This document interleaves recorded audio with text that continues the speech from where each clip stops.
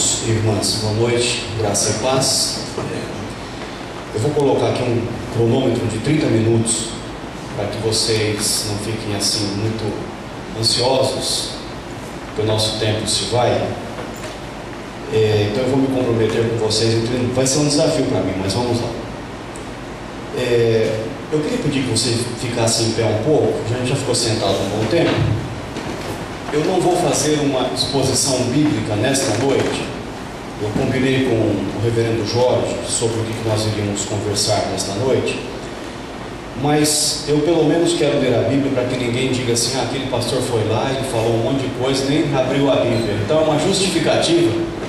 Eu não vou dar a chance de você me criticar depois, dizendo que eu nem a Bíblia abri. Então, mas amanhã eu vou abrir a Bíblia, vou ministrar. Mas nessa noite eu quero conversar sobre uma questão técnica com vocês. Mas para isso eu quero ler a Bíblia. Primeiro texto, primeiro versículo é Mateus capítulo 5, versículo 1.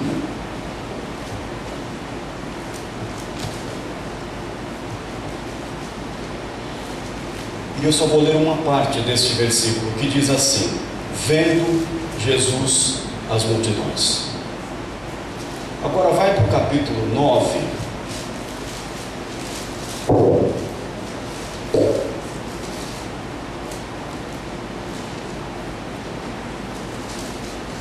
Versículo 36, que diz assim: vendo ele as multidões. E o último, Atos 17, 22.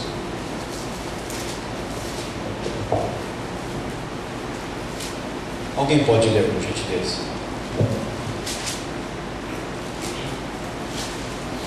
Então Paulo ficou de pé diante deles, na reunião na Câmara Municipal, e disse: Atenienses, vejo que em todas as coisas vocês são muito religiosos. De fato, quando eu estava andando pela cidade e olhava os lugares onde vocês adoram os seus deuses, encontrei um altar em que está escrito: ao Deus desconhecido. É isso aí, tá bom. O que é comum aos três textos que lemos? O que é que vocês percebem de comum nos três textos que lemos? A observação de multidão. Religiosidade Viu. Vendo ele as multidões, no primeiro. No segundo, vendo ele as multidões. No terceiro, Paulo viu e observou. Ver, literalmente no grego, especialmente aqui no capítulo 5:1, a palavra é eido, que significa perceber, notar, discernir, prestar atenção, observar. Obrigado, aceita-se.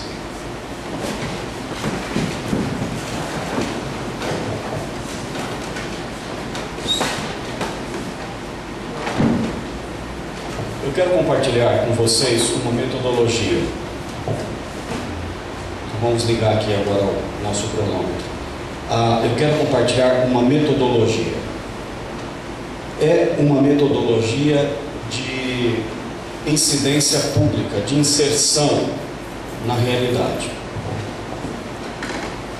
Como nós vimos nesta noite, as necessidades de uma cidade, de um bairro, de uma área, de uma zona, são infinitas. Elas são como as misericórdias do Senhor, nunca tem fim. Nunca tem fim. Estamos falando de profissionais do sexo. Estamos falando de crianças vítimas de AIDS. Estamos falando de semiárido e pessoas que passam necessidades impressionantes. É isso? Estamos falando de pessoas, crianças ou adultos, vítimas, abusos e coisas do tipo. E poderíamos convidar todas as igrejas de Belo Horizonte e passaríamos aqui dias e dias escutando ações, iniciativas daquilo que elas estão percebendo e propondo serem transformadas na cidade, e nós não esgotaríamos as necessidades de BH, de forma alguma. Mas é isso que justifica a missão. O que justifica a missão? A necessidade. Tirou a necessidade, não tem mais necessidade de missão e muito menos de igreja. No slogan da Tear Fund, lá diz onde a necessidade é maior. São tantas necessidades que a organização entende que ela precisa focar naquelas que têm mais incidências. Então, o que é que justifica a presença da igreja não apenas na cidade, mas o que é que justifica a presença da igreja com a cidade? A necessidade. Tirou a necessidade, não tem nem necessidade desse prédio. Tirou a necessidade, não tem nem necessidade de nós evangelizarmos e nós pregarmos o evangelho. Acabou. Acabou. Então, essa consciência é importante nós termos. Por quê? Porque se nós não estivermos dispostos a enfrentar as necessidades de uma cidade, tranca a igreja e acabou. Não tem necessidade mais da igreja. Então eu falo isso por quê? Porque eu encontro como pastor muita gente na igreja que fica chateada quando as necessidades são apresentadas. Para de perturbar a gente com essas coisas. Não paro não, porque se eu parar, eu vou matar a igreja. Mas como eu amo a igreja, eu quero chamar a atenção dela, que ela existe por causa das necessidades das pessoas. A igreja não existe por causa de si própria. A única coisa que justifica a igreja é a missão de Deus no mundo. Acabou isso? Acabou tudo. Então, que bom que existam pessoas que têm um pouquinho mais de compaixão do que algumas outras, que vêm nos perturbar com as necessidades da cidade. E eu fiz questão de ler esse texto para dizer o quê? Vendo Jesus, ele viu. O que ele viu? Ele viu as necessidades das pessoas. Agora, só vê quem vê. Por que tem gente que vê ou que olha, mas não vê?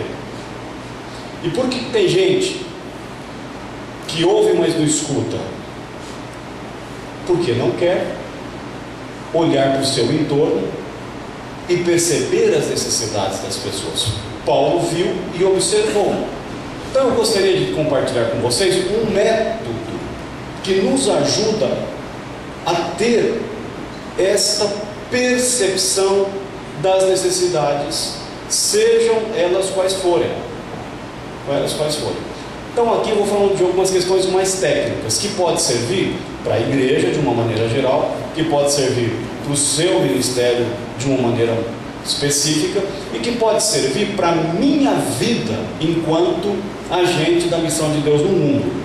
Então não é uma coisa para uma organização, é para a minha vida em primeiro lugar. E se eu conseguir aplicar esse método na minha vida em particular, eu garanto a vocês que nós seremos melhores cristãos do que já somos. Então vamos lá. Aí diz, não dá para ler: oi, você já visitou a cidade antes? Sim ou não? Todo dia você anda em BH, ou para o trabalho, ou para a escola, ou para um supermercado, ou para uma farmácia, ou para um banco, ou alguma coisa. O ir e vir nós fazemos todos os dias praticamente, com exceção de uma ou algumas poucas pessoas que não saem de casa por questões de incapacidade, seja lá o que for. Mas não é um fato? Você não anda na cidade, não pega carro, não está no trânsito, e eu te pergunto, o que você vê? Você vê o quê? Jesus viu. O que é que nós estamos vendo todo dia? Então esse método diz o seguinte: tem muitos de nós moramos numa localidade, moramos em uma cidade, mas o fato de nós morarmos em uma localidade ou em uma cidade não significa necessária e automaticamente que nós estamos comprometidos com a nossa cidade. Muito pelo contrário, tem pessoas que querem se afastar das situações conflitivas da cidade, como se elas não existissem e como que se elas um dia não nos visitassem. Nós vivemos na cidade. Agora, melhor do que isso é viver com a cidade. Então, como agentes do reino de Deus que somos, nós devemos, em primeiro lugar, acercar a realidade. Acerque-se da realidade, seja ela qual for. Se Deus está colocando no seu coração para trabalhar com algumas das necessidades que nem foram apontadas aqui nesta noite, acerque-se dela. Ninguém conseguirá transformar uma necessidade sem que não haja, em primeiro lugar, um acercamento dessa realidade. O grande problema nosso é que nós queremos logo de início fazer as coisas e já atuar de início e propor coisas. E que tal então, Sérgio? Não, calma aí. Você nem acercou da realidade, você nem visitou a família, você nem sabe o que significa estar perto de crianças em situação de risco. Como que a gente já vai propor para a igreja isso ou aquilo, tal ação? Não. É o acercar-se da realidade. É necessário atravessar a província da Samaria. Disse Jesus, eu tenho que ir lá. Eu tenho que entrar em contato com estes samaritanos. Eu tenho que entender a vida deles, como é a cultura deles, quais são as tradições deles, quais são as cosmovisões que sustentam os valores deles. Eu tenho que ir para Samaria. João 4,4. Eu vou atravessar. Eu não vou nem olhar para as dificuldades das implicações de eu sair deste lado do lago para ir para o outro lado do lago. Eu vou passar por cima dessas dificuldades, porque eu tenho que ir para Samaria. Então a primeira coisa que nós temos que fazer, que este método nos ensina, é acercar-se da realidade. Porque se eu não me acerco da realidade, eu não vou nutrir no meu coração um comportamento, uma atitude fundamental para lidar com as necessidades das pessoas. Qual? Compaixão. Ninguém, você pode ter certeza do que eu vou dizer, consegue ser compassivo se não entrar em contato com a realidade. Ninguém. Pode estudar pela internet, pode ver os videozinhos do Google, pode pregar no púlpito, pode ser o que for. Ninguém consegue nutrir compaixão de longe. Ninguém. Esse é um erro que a igreja faz. Jesus, nos seus discípulos, ele disse para eles: vem e vê. Vem e vê. Porque se você não vê, se você não estiver na realidade, você não vai nutrir compaixão no seu coração por aquela causa, por aquela dificuldade, por aquela necessidade. Então, a primeira coisa que a gente tem que fazer é sair de nossa zona de conforto e ir para a realidade. E ao chegar na realidade, ela vai contar as suas histórias para nós. A realidade fala. A realidade tem vida, tem CPF, tem nome, tem número. Tem o que diz lá, tem citizen level, tem situação de vida. A realidade fala, e às vezes, além de falar, ela grita para nós. Ela grita. Você entrar em contato com uma mãe cujo nenê, criancinha, está morrendo de fome, e colocar essa criança nos seus braços, com todo o cuidado do mundo, para nem quebrar um pedacinho do corpo dela, é uma coisa. Falar do púlpito é outra coisa. A hora que nós entramos em contato com essas realidades, você começa a escutar o que ela te diz. Qual é o teu nome? E passar a escutar as histórias de vida que estão contidas ali. Não é o momento de fazer nada. Se vocês forem perceber o que é que Jesus fez na Galileia, de Lucas 4,14 a 9,50, que é o bloco em que Jesus esteve na Galileia, se vocês olharem com cuidado para esse texto, vocês vão perceber uma coisa: os discípulos não fizeram nada.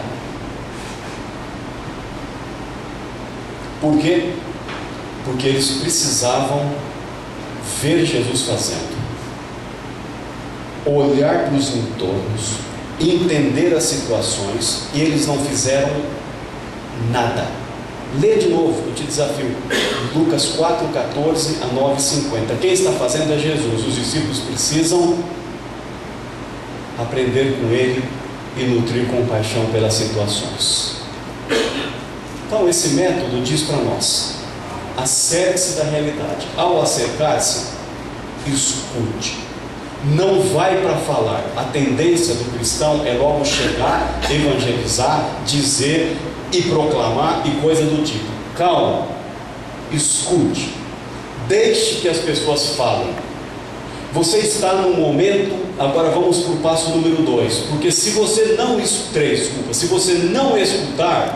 você não terá dados, insumos, materiais, o que ele faz uma pesquisa de campo, seja lá o que for, coleta de dados. Você não terá dados para analisar. E aí, ao escutar, depois você volta para casa sozinho ou com uma equipe multidisciplinar e você começa a fazer aquelas perguntinhas clássicas: por que existe tanta violência naquele bairro e naquele ali do lado não? Por que existem mais mães solteiras nesse lugar aqui e menos ali? Por que a zona dos profissionais do sexo se concentram mais aqui e não tanto aqui? Você começa a fazer pergunta: como que isso aconteceu? Onde? E você começa a avaliar essas situações que são fruto da escuta, de escutar essas histórias, de fazer um relato dessas histórias. E ao fazer isso, então, agora você tem dados concretos nas mãos para analisar a realidade. Pastor, isso daí está muito longe, eu não vou fazer nada disso. Então faz com o teu filho. Faz com o teu filho e você vai ver o que vai acontecer. Eu não quero que esse negócio que eu estou conversando com vocês fique longe. Isso é coisa de Tier Found, isso é coisa de RP2, é isso? Eu não quero que isso fique na tua cabeça, que isso é coisa de organização não governamental, de social. Então faz com o teu filho. Acerte-se do seu filho, faz bem. Chega pertinho dele, escuta. Às vezes ele não fala, mas ele está gritando para você. O olho dele vermelhão, maconha. Acerte-se. O bicho está comendo feito um leão, baseado. Alguma coisa está acontecendo. Ele vai te dar sinais para isso. Então, traga esse método para a sua vida. Aí nós temos um círculo que nós estamos tentando entender esse contexto pelo qual nós estamos nos acercando. Então eu primeiro preciso entrar em contato com esse contexto, seja ele qual for. Seja ele qual for. Aqui, essas pessoas tentaram nos ajudar, mostrando que elas estão entrando em contato com essas situações, com essas necessidades e com estes contextos. Então eu entro em contato com isso. Tá, entro em contato com isso, eu faço o que agora? O que eu faço? Quer dizer, o fato de eu entender o contexto ou as necessidades deste contexto, ele será transformado, sim ou não? Hã? Ele vai ser transformado ou não? Não.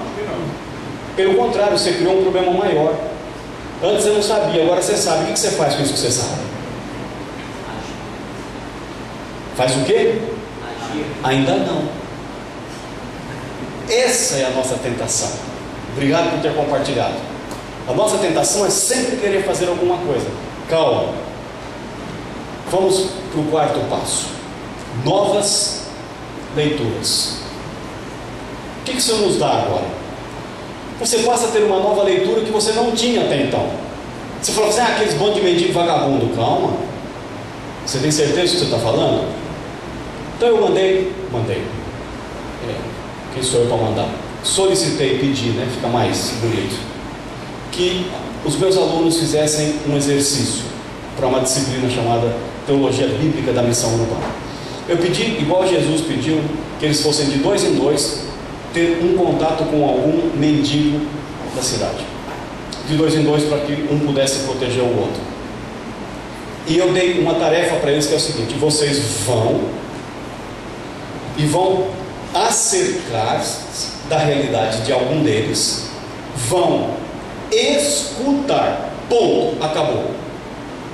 Vocês não vão falar mais nada, não vão propor, acabou. E se alguém fizer além disso,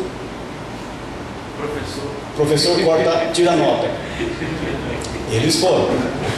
Retornaram na semana seguinte. Foi uma aula maravilhosa, que eu não dei, foram eles que deram. De 2 em 2, contando aquilo que eles fizeram. Olha, eu precisava ter gravado aquele momento com esses alunos. E eles voltaram dizendo, um deles, em especial, me marcou muito. Me sensibilizou, e todas as vezes que eu penso naquilo que eles contaram lá, eu fico ainda sensibilizado. Eles se aproximaram de um desses e chegaram dizendo, olha, boa noite, olha, é o seguinte, nós somos da Faculdade Teológica Sul-Americana e nós estamos aqui porque um dos nossos professores do curso pediu que nós fizéssemos uma atividade avaliativa, então nós viemos aqui e ele pediu para que nós fizéssemos apenas o seguinte, se você puder, obviamente, que você contasse a sua história para nós, e nós gostaríamos apenas de ouvir a sua história, a sua vida, quem é você, o que você faz, etc. A gente só quer te ouvir, pode ser? Eu falei, claro, senta aí. Sentaram lá junto com o cara, os papelões ali, aquela coisa, sentaram lá. Vocês querem ouvir a minha história? Nosso professor pediu para que você contasse a sua história. E esse em particular começou a contar a história dele. A história dele, resumidamente, é esta. Fazia 37 anos que ele vivia na rua. Da rua e com a rua. Todas essas nomenclaturas aí, né?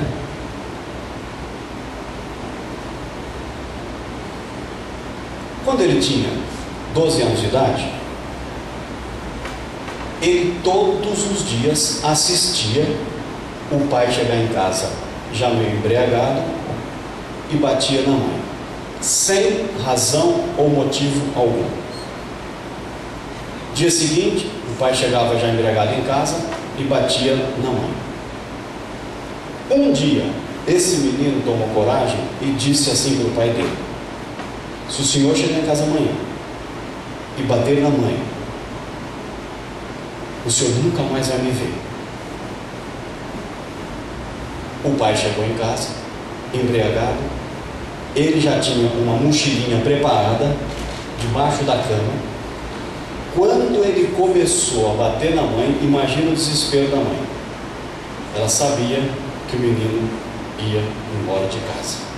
Ela não sabia se ela se safava do marido, e ela veio arrastando, ele contando essa história, em prantos, apanhando do marido, e ao mesmo tempo, sabendo que o filho ia embora, ela veio arrastando, tentando pegar no pé dele. Ele saiu e foi embora e nunca mais voltou para casa. Ele já estava há 37 anos na rua. Nunca mais viu a mãe, nunca mais viu o pai.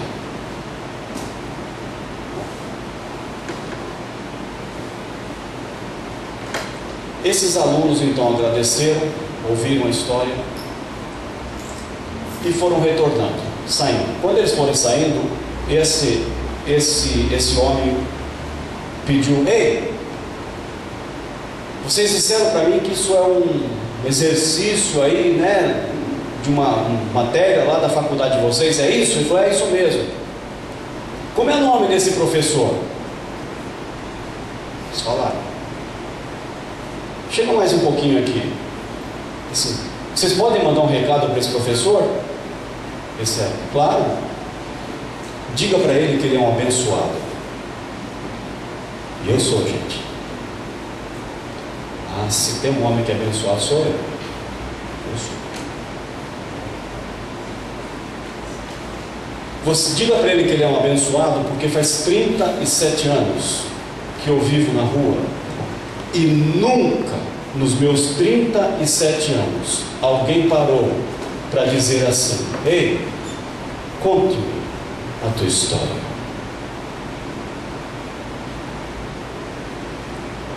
E ele arremata dizendo: porque eu sou um invisível. Bom, quando eu me aproximo da realidade, eu começo a ter novas leituras. Ah, entendi. É esse entendi. Mas antes você não entendia, porque você não tinha se acercado à realidade. Agora que você se acercou, você tem condição de, pelo menos depois de ter escutado a história, analisado essa história, dizer assim: estou entendendo. Isso muda, gente. Isso muda, inclusive, a nossa postura diante da necessidade. O passo seguinte é que do entendi, você vai começar a pensar em novas perspectivas. A ação ainda não, estamos quase chegando nela. Agora, com a equipe, com os irmãos da igreja, com a comunidade, com as pessoas, com outros que querem participar, vocês começam a pensar assim: qual é a diferença de novas leituras para as novas perspectivas? A diferença é essa: entendi. Já que eu entendi, que tal se? Você agora começa a pensar em possibilidades. Que foi o que a senhora fez?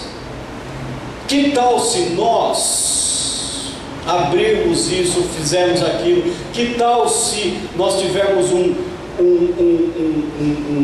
ambulatório, que é algum lugar que a gente possa fazer um acercamento, entender? Que tal se as possibilidades começam a pular? Que tal se a gente fizer um Natal para isso? Que tal se a gente pensar? Começam a surgir as possibilidades, e muitas delas não vão dar em nada, e algumas delas não servem, mas várias você pega nessa daqui. Por quê? Porque essa você percebeu que é muito condizente com aquela realidade, com aquela necessidade. Então começam a surgir possibilidades. Aí entra o segundo círculo, e esse círculo é o da palavra de Deus. De onde surgem as novas leituras? De onde surgem as possibilidades da palavra de Deus? Então aqui, nenhum ministério que trabalhe num contexto urbano se manterá em pé se ele não estiver solidificado na palavra de Deus. Nem o RP2, nem o Projeto Amor, nem a Tear Fund, nem o SADO. Por quê? Porque mais cedo ou mais tarde, alguém, uma comunidade, uma instituição, uma igreja começará a fazer perguntas para você do tipo: por que a gente tem que se envolver com crianças abusadas, vítimas de abuso? Por quê? Não, porque a gente quer um mundo melhor. Por que a gente tem que se envolver com os profissionais de sexo? Não, a gente tem que se envolver porque não tem ninguém que os ama. Você pode dar a justificativa que você tiver, se não for teológica e bíblica, não ficará em pé. E não fará sentido para as pessoas. Então agora você precisa ir à palavra de Deus e perguntar à palavra de Deus: o que você tem a me dizer sobre as pessoas que estão nessa questão do sexo? O que você tem a nos dizer, palavra de Deus, sobre crianças que são abusadas como vítimas? O que você tem a dizer? E normalmente a nossa tendência é dizer assim: não, a palavra de Deus não diz sobre essas coisas. Cuidado, devagar, vá lá com calma e faça o dever de casa com mais critério. Já tem surgido 2 livros recentemente sobre teologia da criança. Nunca no Brasil se falou sobre isso. Tem 2 livros sobre teologia da criança. Você tem teologia da criança? Mas eu nunca li a Bíblia nessa perspectiva. Exatamente, você nunca leu a Bíblia nessa perspectiva. Já tem 2 livros sobre isso. Por quê? Porque nós que somos cristãos precisamos de base bíblica e teológica para aquilo que nós estamos fazendo para o mundo. Não é porque a gente é bonzinho, é porque acima de tudo Deus se importa, e a gente tem que mostrar para as pessoas como Deus se importa na sua revelação, na sua palavra, com esses ministérios. Isso faz diferença. E aí nós vamos entrar finalmente para aquilo que a gente tem tanta vontade de fazer. Notem, é o penúltimo passo, mas é um passo agora, criterioso, que você se acercou da realidade, ouviu o que ela tinha a dizer, continuará ouvindo o que ela terá a nos dizer, escutando, você vai fazer o exame, novas leituras virão, novas perspectivas vão surgir, que tal se... E agora vem uma ação ou um grupo de ações concretas, específicas, em função daquilo que você acercou. Agora as pessoas começam a acreditar que esse é um projeto sério, que esse projeto tem data, que esse projeto tem justificativo, que esse projeto tem passos concretos, que ele tem pertinência e tudo mais. Porque como é que você vai... Imagino que talvez um grande desafio para aqueles que atuam em questões urbanas é como é que você vai incentivar as pessoas a participar daquilo que você está sonhando. Como? Você vai ter que convencê-las biblicamente falando, você vai ter que levá-las para a realidade, você vai ter que fazer tudo isso com as pessoas. Não é tão simples assim como a gente pensa que é. Agora surge uma ação concreta. Qual é a ação? Vamos abrir uma creche. Porque a partir da realidade que nós nos acercamos, a gente percebeu que se isso não acontecer, então agora surgem situações. E finalmente espera-se que aconteça o último passo, que é contar novas histórias. Quando eu me acerquei desta realidade, deste bairro, 35% das pessoas eram analfabetas. Agora, depois que a segunda igreja presbiteriana unida de Belo Horizonte fez esse dever de casa e se acercou desta realidade, e em parceria com a prefeitura e a Secretaria de Educação, nós conseguimos abaixar essa porcentagem de 30 e tantos por cento para 3%. Que tal? Não são novas histórias a serem contadas? Novas histórias de transformação? Porque nós não estamos fazendo isso sem que nós não esperemos que haja transformação. Uma transformação urbana. Uma transformação urbana. E aí, as pessoas, neste processo, entra quem? Opa, volta lá. É só isso daí, não tem mais nada, já acabou. Assim foi até para a alegria do povo aqui. Vai lá. Aí,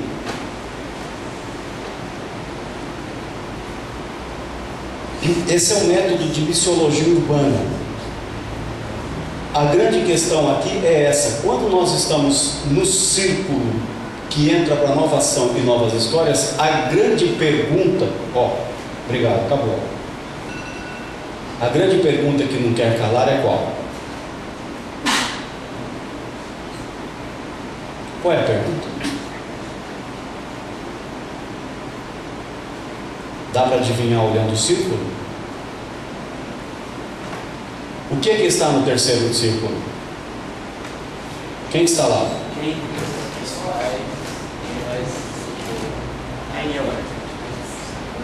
Onde? Contexto. O que? Palavra. O que nós levamos para o contexto? Palavra. Agora a grande pergunta é: quem? Quem é que vai?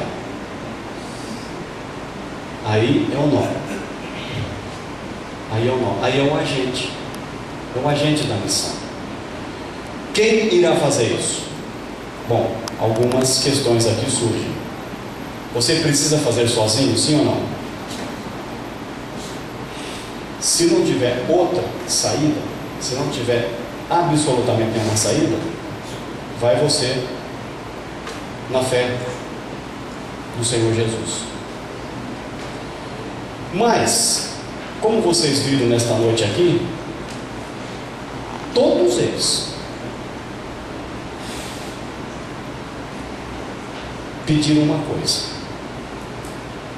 O que os 4 pediram aqui? Os 4 pediram, se você prestou atenção na apresentação. O que eles pediram? Ajuda. Porque a necessidade é tão grande que só eles não dão conta. Então, quando nós chegarmos neste momento, bem-aventurados são aqueles e aquelas que sabem trabalhar em parceria. Expliquei hoje de manhã, onde nós conversamos, que a missão é de Deus, não é tu e nem mim, nem dessa igreja. A missão é de Deus.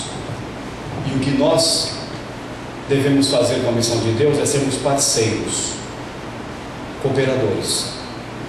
Nós podemos ser parceiros uns dos outros, de instituições com instituições, com igreja em igreja. Algumas coisas me perturbam e muito no contexto urbano, em relação às igrejas. Por que uma igreja, a 3 quilômetros da outra, tem que abrir um centro de recuperação para drogadição, sendo que já tem de uma igreja ali do lado? Por quê? Por quê? Por causa da nossa incapacidade de entender que a missão não é nossa, é de Deus, e se nós assim nos convertermos, eu posso ser parceiro de uma outra instituição que vai lutar por uma causa para trazer dignidade, e essa dignidade será por causa do Evangelho do Senhor Jesus Cristo. Por que eu não posso ser parceiro? Por que eu tenho que inventar um outro ministério? Isso me causa uma irritação sem igual. Sem igual. Aqui em BH existem uma infinidade de instituições eclesiásticas e de instituições pró-eclesiásticas e de instituições não governamental que não são eclesiásticas. Tem uma infinidade. Por que nós não podemos trabalhar juntos? Agora, a gente quer fazer do zero nosso, vai acontecer o que os 4 pediram para nós assim: help, I need somebody help. Juntos somos mais, juntos podemos mais. Então, que Deus dê a esta igreja, em particular, a segunda, a graça de continuar a trabalhar em parceria. A graça de entender que Deus colocou essa igreja neste lugar, neste bairro, nesse contexto, para que ela seja uma sinalizadora, assim como o farol está para o mar, assim está a igreja para a cidade. Repito, assim como o farol está para o mar, ele não brilha lá na noite escura, sinalizando o porto seguro, assim também a igreja está para a cidade, porque não se pode esconder uma cidade edificada sobre o monte. Não se pode esconder uma igreja que verdadeiramente é um sinal do reino de Deus, ainda que seja no coração de BH. Que lindo, uma igreja que é convertida à missão de Deus, e assim então ela será parceira, será amiga, será uma agência, um instrumento do amor e da graça de Deus a tantos quantos estão passando por necessidades na vida. E termino dizendo o que eu comecei afirmando: o que é que justifica a presença da igreja com a cidade? A necessidade. Digo a necessidade, não a necessidade da igreja existir. Então, irmãos e irmãs, alegre o seu coração quando alguém trouxer a você uma necessidade. Certamente é o Espírito de Deus nos trazendo alguma indicação de que Ele está atuando no mundo e quer restaurar vidas. Que Deus os abençoe.